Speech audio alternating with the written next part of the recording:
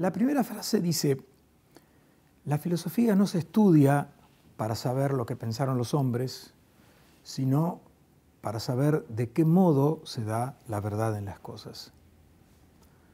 Esta frase tiene un contexto interesante porque la plantea Santo Tomás en su comentario al Tratado sobre el Cielo de Aristóteles, en un pasaje donde se discute si el mundo existió siempre o tuvo un comienzo o tendrá un final. Y bueno, hay lugar para el debate de muchos autores que Aristóteles examina y también para discutir sobre la interpretación que habría que darle al pensamiento de cada uno.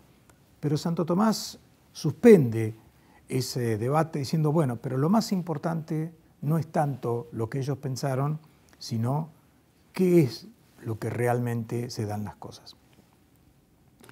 Bueno, me parece que hoy en día la filosofía está orientada hacia otra perspectiva, seguramente inspirada por todo este tema de la sospecha, ¿no? Por el tema de que la verdad parece algo inaccesible o peor aún, una mera condición subjetiva.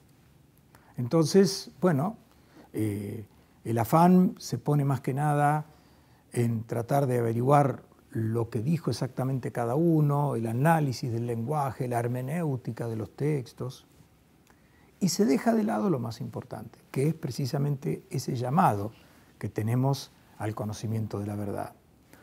Santo Tomás nos recuerda que las cosas también hablan, y su lenguaje es justamente el que nosotros podemos descifrar gracias a nuestra capacidad.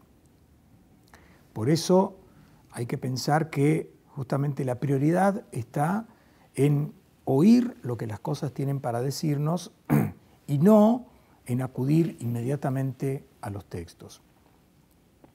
Sin embargo, y ya que estamos rodeados de libros, cabe decir que Santo Tomás no desdeñó el estudio de otros autores. ¿Por qué?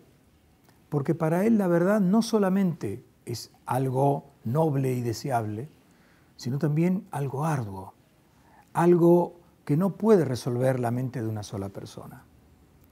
Y en este sentido, él nos ha dado un ejemplo de apertura espiritual, acogiendo el mensaje de todos los grandes sabios que habían pasado antes que él. No desdeñó a ninguno. Griegos, romanos, judíos, musulmanes, incluso a los herejes.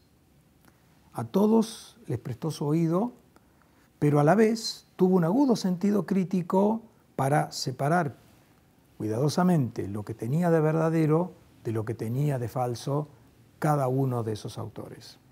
De hecho, en su época, Tomás defendió valientemente las obras de Aristóteles a pesar de los platónicos, pero no le dejó pasar ningún error a Aristóteles a pesar de los aristotélicos.